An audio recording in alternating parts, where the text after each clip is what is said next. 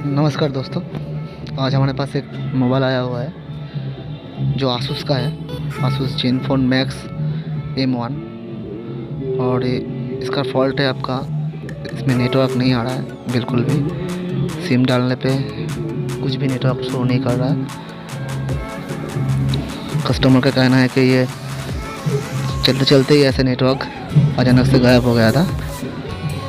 शायद किसी दुकान में दिखाया होगा कस्टमर ने।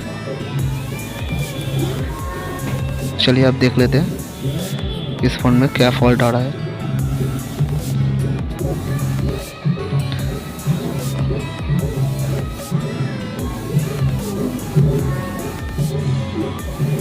अब इसको ऑन होने देते हैं।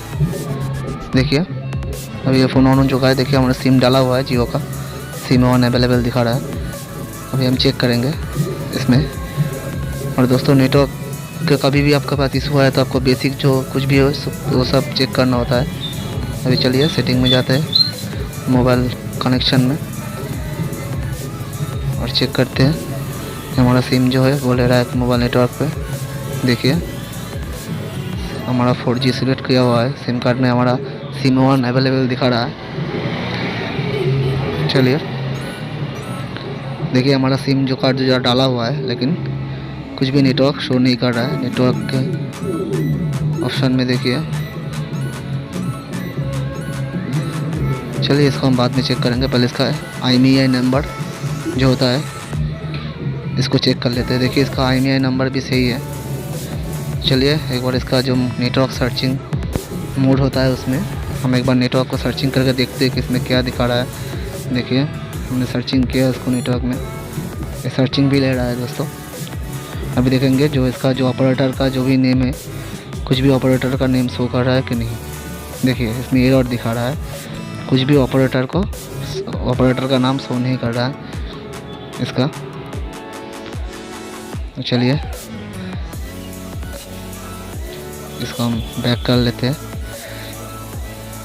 अभी हम इसका जो बेस बैंड है, बेस बैंड को भी एक बार चेक कर लेंगे। कभी कभी होता है बेस बैंड अननोन होने से भी ये प्रॉब्लम आता है। देखिए दोस्तों इसका बेस बैंड नंबर भी सही है। इसमें आपका सॉफ्टवेयर का कोई इशू नहीं है इसमें।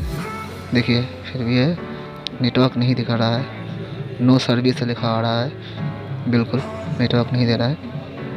देखिए हमारा सिम जियो का सिम डाला हुआ है। देखिए हमने सिम निकाल लिया। चलिए इस फ़ोन को खोल लेते हैं और इसके बाद देखते हैं।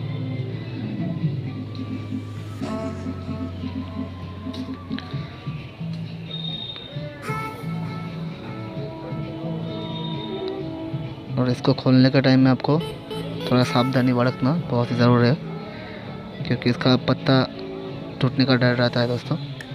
बहुत ही आराम से काम कीजिए।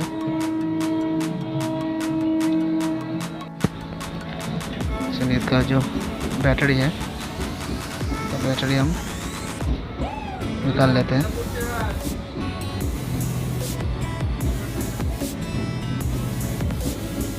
इसके अंदर में बहुत ही आराम से निकालना है। देखिए ये निकल गया। और इसका जो भी कनेक्टर जो कुछ भी है इसको खोल लेंगे और इसका PCB को हम बाहर निकाल लेंगे दोस्तों। अगर आपके पास ऐसा कोई सेम मॉडल है आसूस J7 आपका जेनफोन मैक्स प्रो M1 या फिर आसूस जेनफोन मैक्स M1, कुछ भी फ़ोन में अगर ये सब मॉडल में आपका नो सर्विस का दिक्कत आ रहा है दोस्तों, तो आपको इसका जो WTR IC रहता है, इसको हम RFIC भी कह सकते हैं, जिसका रेडियो फ्रीक्वेंसी का जो IC रहता है उसको हम बदल के एक बार देख लेंगे। और ऐसी कंडीशन में आपको रिवॉल्व करने से ये सॉल्व नहीं होगा दोस्तों, इसको हमको नया ही डालना पड़ेगा। अगर बोर्ड में कुछ वाटर डैमेज का सिंबल दिखाई दे रहा है तो आप एक बार रिवॉल्व करके भी देख सकते हैं, लेकिन ये बोर्ड हमको पूरा फ्रेश दिखाई दे रहा है। इससे पहले किसी ने खोला भी नहीं शायद। चलिए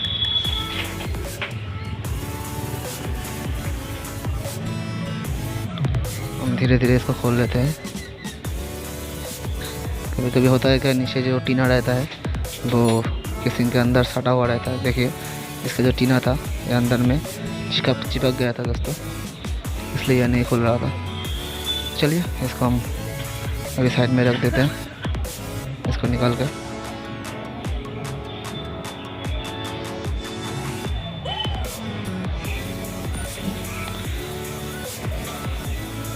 अगर आपको वीडियो पसंद आए तो एक लाइक ज़रूर कर दीजिएगा दोस्तों, और चैनल को सब्सक्राइब कर लीजिएगा, क्योंकि कभी भी नया वीडियो डालूँ तो आपको पास नोटिफिकेशन चला आएगा दोस्तों। चलिए इसका जो बेसिक सेफ्टी का रहता है, जो सेंसर का रबर रहता है, हेडफोन का रबर रहता है, वो हम खोल लेंगे। और इसका जो नेटवर्क का जो टीना रहता है दोस्तों, इसको निकालना पड़ेगा बहुत ही आराम से।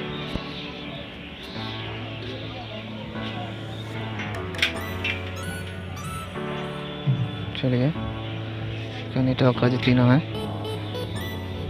बस हम उतनी ही जगह में काट लेंगे जितना हमको ज़रूरत है। हमको WTR को ही चेंज करना है।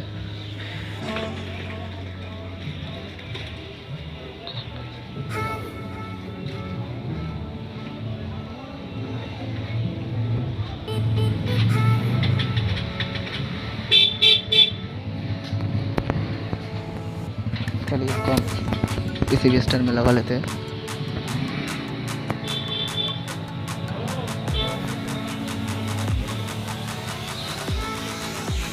अगर ऐसी प्रॉब्लम आपके पास आए तो इसका WTR को ही आपको चेंज करके देख लेना है, और कुछ भी छेड़छाड़ नहीं करना है दोस्तों,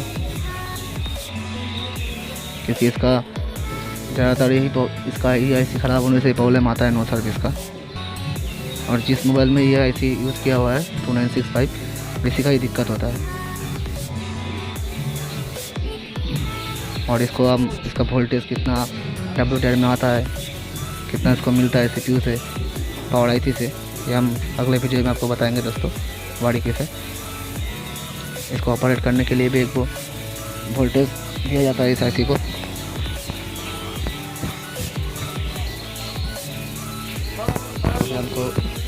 हम नेक्स्ट वीडियो में कोशिश करेंगे वो बताने के लिए आपको, लेकिन मेरे एक्सपीरियंस से जो मैंने जाना है कि इसका ज़्यादातर ही IC ख़राब होता है। तो आपको सेफ्टी का ध्यान रखना है, क्योंकि अगल बगल में जो प्लास्टिक बेस है वो कहीं डैमेज ना हो जाए, नहीं तो आपका जो काम है वो और बढ़ जाएगा दोस्तों। इसको आप कवर कर लीजिए सेफ्टी से।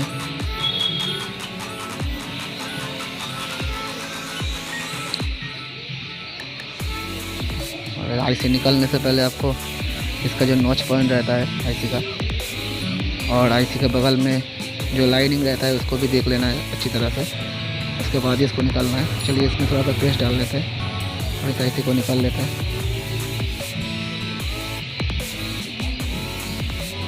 इस काम में हड़बड़ी बिल्कुल भी मत कीजिए दोस्तों, बहुत ही बारीकी से काम कीजिए।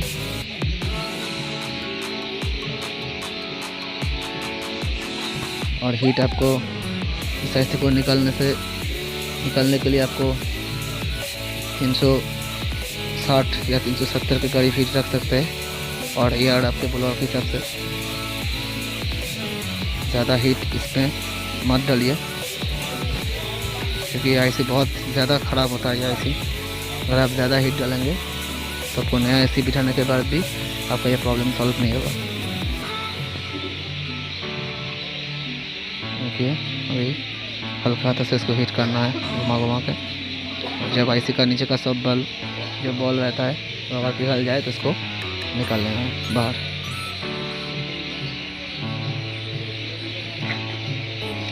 देखिए ये हमारा IC जो है वो निकल चुका है। अभी हम PCB के अंदर जो एक्स्ट्रा बॉल रहता है उसको हम साफ कर लेंगे डिसोल्डरिंग वायर से। थोड़ा पेस्ट डालेंगे इसमें।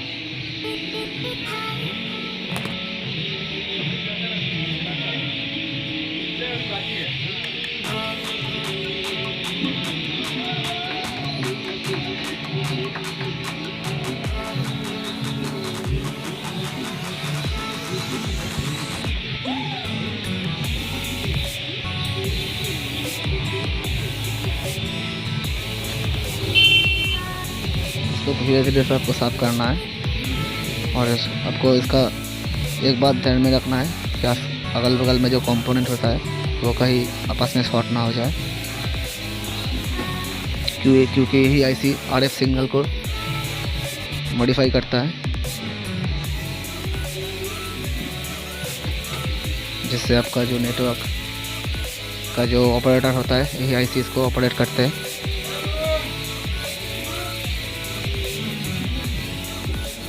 तो आपको बहुत ही बारीकी से काम करना है दोस्तों, तो आपका जो काम है वो एक बार में ही हो जाएगा, आपको ज़्यादा दिक्कत नहीं झेलना पड़ेगा। देखिए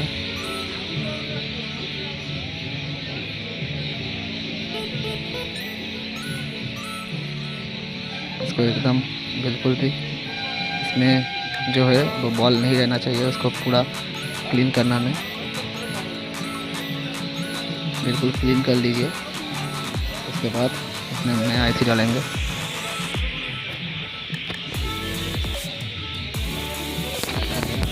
साफ कर लेते हैं।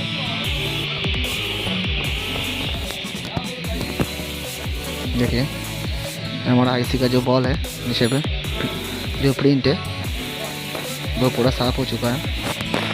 अभी इसमें एक नया WTR डाल के देखेंगे।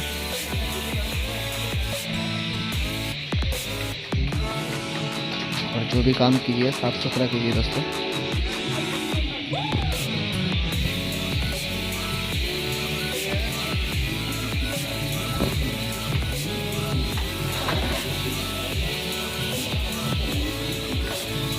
चलिए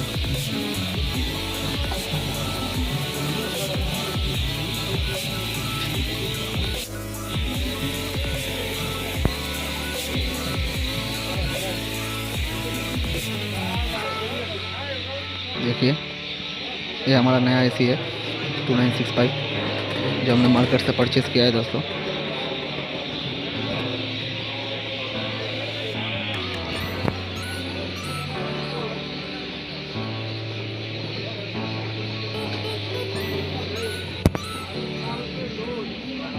चलिए इसको हम डाल के देखते हैं। और एक बात जो पहले ही बता चुका हूँ मैं आपको, इसका नॉच पॉइंट आपको देख के बताना है, या फिर आप अगर नॉच पॉइंट आपको याद नहीं है तो आप इसका आईसी का नीचे का बॉल जो है इसका बॉल भी देख के लगा सकते हैं।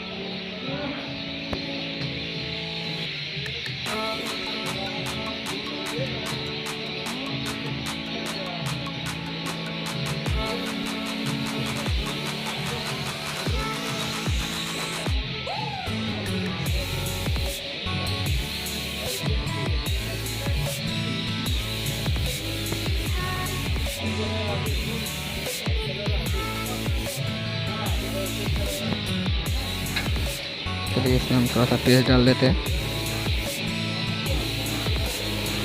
इसी को बैठने का टाइम ज़्यादा पेस्ट मत दीजिए दोस्तों, नहीं तो ऐसे इधर उधर हिल जाएगा। थोड़ा सा ही पेस्ट देना है आपको।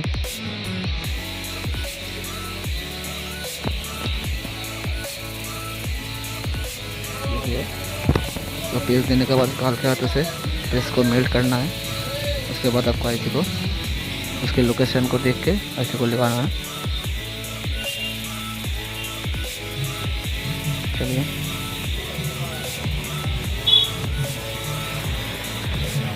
हल्के हाथों से हीट देना है ऊपर से।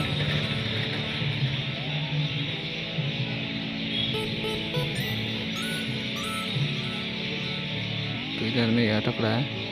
चलिए इससे एक बार देखते हैं बता के।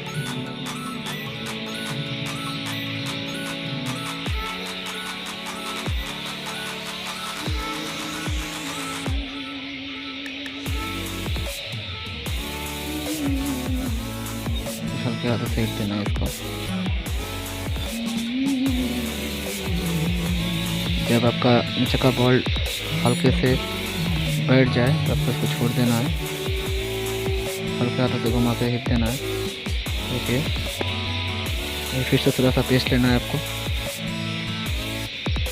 और इस आईसी को आपको थोड़ा अपनी जगह से हल्का से हिला के देखना है कि आज आईसी अपनी जगह में बैठता है। तो मान लीजिए आईसी आपका जगह में बैठ चुका है। हल्के हाथों से आपको घुमाना है।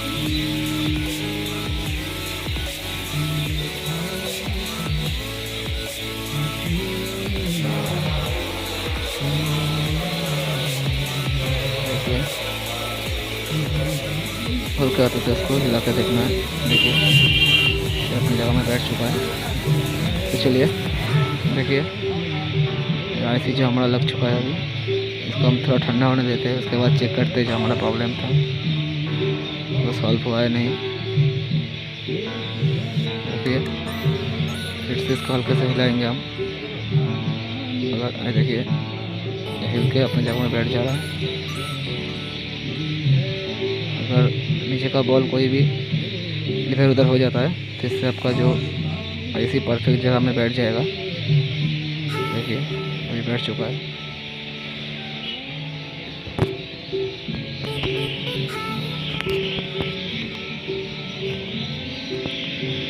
चलिए इसको ठंडा होने देते हैं, उसके बाद चेक करेंगे कि हमारा जो नो सर्विस का फॉल्ट था वो सॉल्व हुआ है कि नहीं। और आप हमारे चैनल में नए हैं तो चैनल को सब्सक्राइब कर लीजिए दोस्तों। अगर आपको वीडियो पसंद आए तो एक लाइक कर दीजिए। अगर मेरा जब भी नया वीडियो में यूट्यूब में अपलोड करूँगा तो आपके पास नोटिफिकेशन आ जाएगा।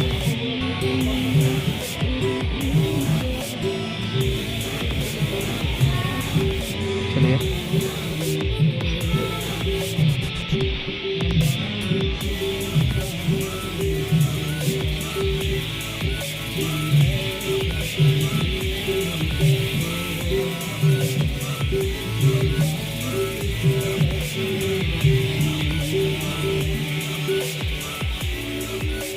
RF का कनेक्शन होता है वैसे हम इसे चेक कर लेंगे।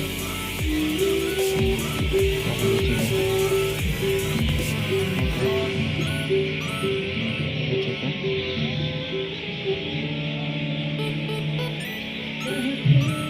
ये इसका वोल्टेज के बारे में मैं दूसरा वीडियो में आपको बताऊंगा दोस्तों। ठीक है इसका एंटीना का जो कनेक्शन वो भी ठीक है।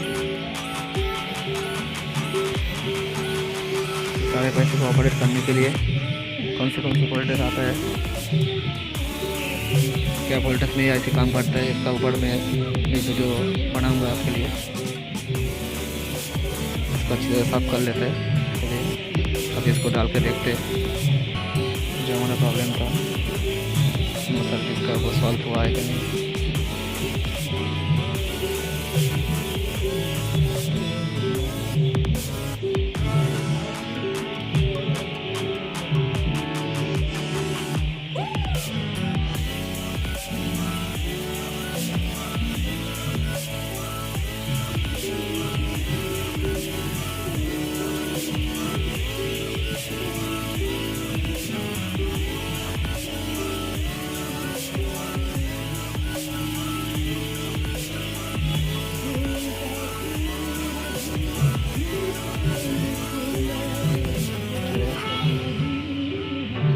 डाल के ऑन करते हैं और देखते हैं जो हमारा नो सर्विस का फॉल्ट था वो सॉल्व हुआ है कि नहीं।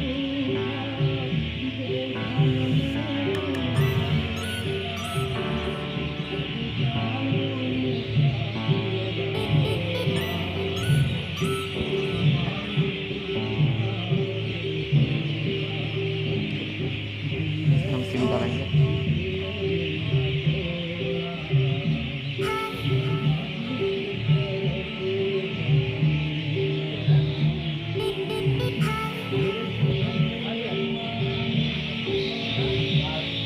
अब इसको ऑन करेंगे दोस्तों और देखेंगे हमारा जो प्रॉब्लम था पहले नेटवर्क का वो सॉल्व हुआ है कि नहीं।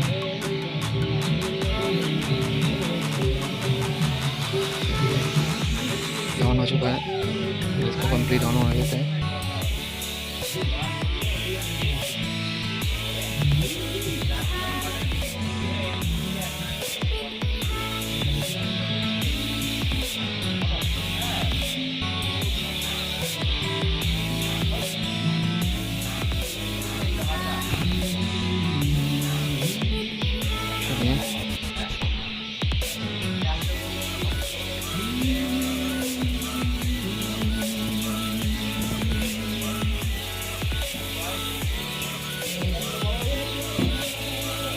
आपके पास अगर आसूस का ऐसा कोई मॉडल है तो पहले आपको बेसिक चेक करना है इसका IMEI नंबर चेक करना है आपको, इसका बेस बैंड वर्जन चेक करना है, मोबाइल नेटवर्क में जाकर इसका जो नेटवर्क सर्चिंग है उसमें भी चेक करना है दोस्तों।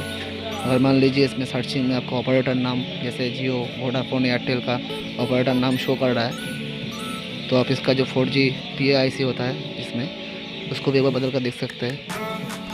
देखिए इसमें जो नेटवर्क है तो बिल्कुल बड़ा आ चुका है दोस्तों एकदम। देखिए जियो 4G आ चुका है, जो पहले हमारे नो सर्विस आ रहा था दोस्तों। देखिए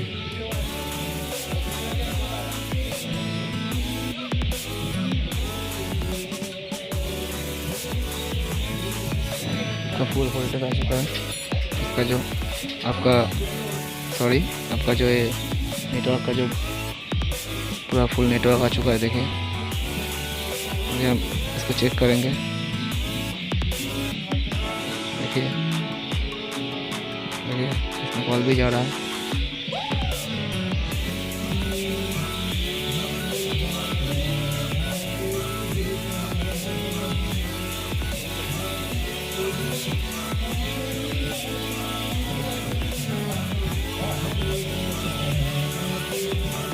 और आपके पास ऐसा कोई सेम मॉडल का बोर्ड आए, फ़ोन आए जो आपका ऐसा प्रॉब्लम है तो आपको पहले WTR को ही चेंज करने देख लेना।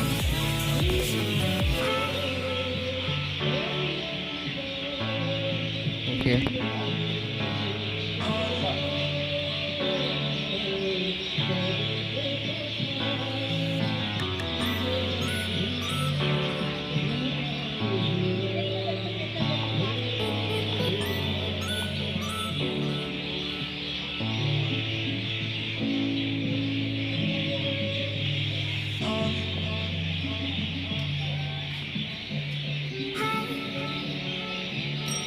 देखिए अभी इसका जो जियो का नंबर हमने निकाल लिया है। अभी इसमें एक बार देखेंगे कॉल करके।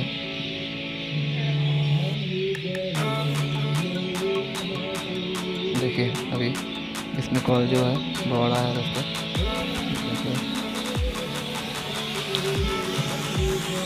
हमारा जो प्रॉब्लम था वो सॉल्व हो चुका है दोस्तों।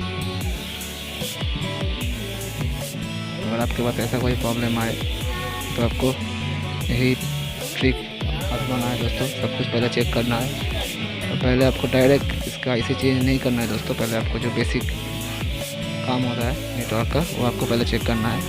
इसका IMEI नंबर चेक करना है, इसका बेस बैंड वर्जन चेक करना है आपको। उसके बाद अगर ये सब में आपको नहीं आए, अगर सब कुछ ठीक दिखे तो आपको मोबाइल नेटवर्क में जाकर सर्चिंग करके देखना है कि आप ये एरर दिखा रहा है कि नहीं। दिखा रहा है तो आपको WTR को चेंज